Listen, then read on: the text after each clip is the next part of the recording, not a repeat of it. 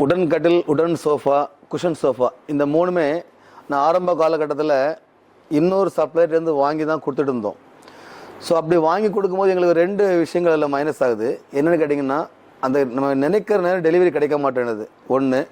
ரெண்டாவது, அந்த டிஃபெக்டிவ் ஆச்சுன்னா அதை உடனே பார்க்க மாட்டேன்றாங்க. நாங்கள் ஒரு கட்டத்துக்கு அப்புறம் நாங்கள் சொந்தமாக ஃபேக்ட்ரி போட்டோம். சொந்தமாக ஃபேக்ட்ரி போட்டு இப்போ நாங்களே எங்கள் கஸ்டமரை சாட்டிஸ்ஃபைடாக சர்வீஸ்.